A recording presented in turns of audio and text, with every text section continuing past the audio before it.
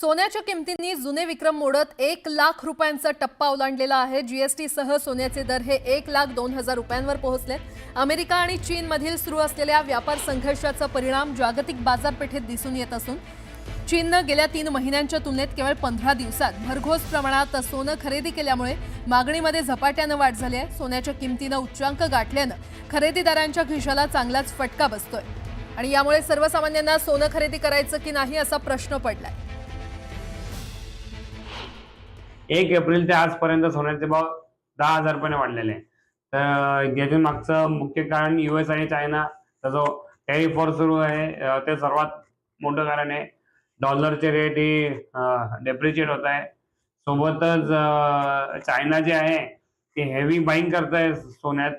जेवढं सोनं त्यांनी 3 महिन्यात घेतलं नव्हतं त्याच्यापेक्षा जास्त त्यांनी या 20 दिवसात घेतलेलं आहे। भावाचा विचार न करता चायना आपले गोल्ड रिझर्व्ह वाढवते। कुठेतरी याचा इफेक्ट सोन्याच्या भावावरती पडतोय आणि या सोन्याचे भाव 1,00,000च्या पार झालेले आहे। आज सोन्याचा भाव 2,000ने वाढून गेलेला आहे। 1,02,000 रुपये इतका भाव झालेला आहे। तर प्रश्न असा पडतो तर महिलांनी त्यांचे दागिने कसे खरेदी करावे, कारण इतका पैसा सर्वांकडे नसतो। आज महिलांचा अलंकार म्हणून सोनं हे प्रमुख अलंकार आहे। तर महिला कुठेतरी नाराजगी व्यक्त करताय भावामुळे आणि कुठेतरी कमी झाला पाहिजे असं सर्वांची अपेक्षा असणार आहे।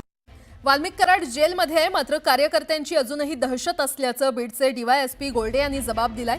त्यांच्या या जबाबाने एकच खळबळ माजली आहे। वाल्मिक कराड याची 2014 पासून संपूर्ण जिल्ह्यात दहशत आहे। तो सध्या जेलमध्ये असला तरी त्याच्या कार्यकर्त्यांची बीड उपविभागात दहशत कायम असल्याचा जबाब बीडचे उपविभागीय पोलीस अधिकारी विश्वंभर गोल्डे यांनी जबाबातून उघड केलंय।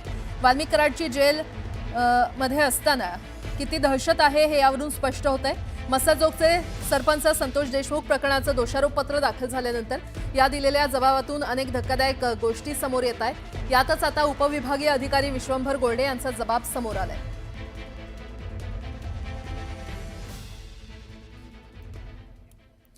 मसाजोगमध्ये देशमुख कुटुंबियांच्या घराच्या परिसरात एक अज्ञात महिला कृष्णा आंधळेचे माझ्याकडे पुरावे आहेत असं म्हणत ठाण मांडून बसली होती।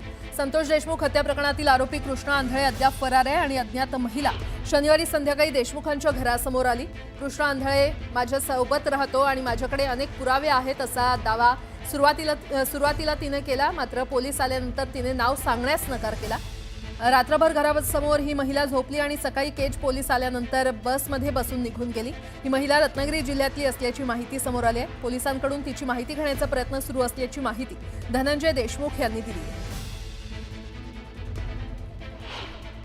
ती महिला असं सांगत आहे की माझ्याकडे काही पुरावे आहेत, कृष्णा आंधळे कुठं राहत होता, त्याने काय केलं, असं काहीतरी प्राथमिक माहिती देत होती ती।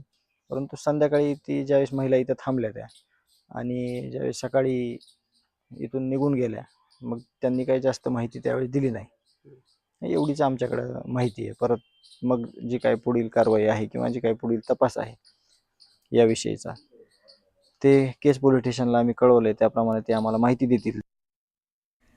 बीडच्या धारूर शहरात कोयत्याचा धाक दाखवून मुख्याध्यापकाच्या घरात धाडसी चोरी केल्याचा धक्कादायक प्रकार उघडकीस आलाय। चोरीनंतर चोरट्याचं हातात शस्त्र घेऊन तोंड बांधून फिरतानाचं CCTV समोर आलेलं आहे।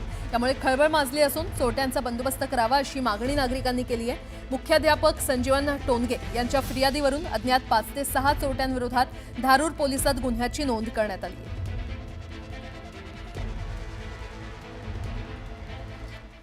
पुण्यातील सिंहगड रस्त्यावरील वाहतूक कोंडी सुटणार आहे, कारण महापालिकेकडून बांधण्यात आलेल्या राजाराम पूल ते फन टाइम पर्यंतचा उड्डाण पूल पुढील आठवड्यात सुरू करण्यात येणार आहे। या पुलाच्या कामाची पाहणी महापालिका आयुक्त डॉक्टर राजेंद्र भोसले यांनी नुकतीच केली आहे। 27 एप्रिलला पूल सुरू करण्याचं पालिकेचं नियोजन आहे आणि शहरातील सर्वात लांबीचा हा उड्डाण पूल असणार आहे।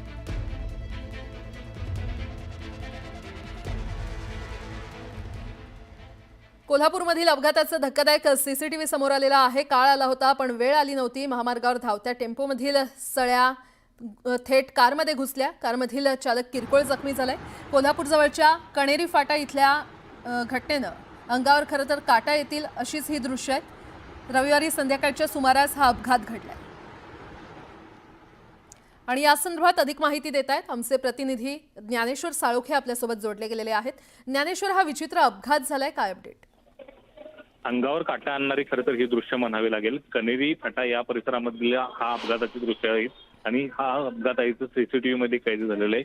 या अपघातामध्ये पाहायला गेलं तर एक टेम्पो आहे तो सळ्यांची वाहतूक करत होता आणि समोरून येणाऱ्या कारमुळे त्यानं ब्रेक दाबला आणि अचानकपणे त्या सळ्या ज्या आहेत त्या कारमध्ये घुसल्याचं आपल्याला या ठिकाणी दृश्यामध्ये दिसून येते.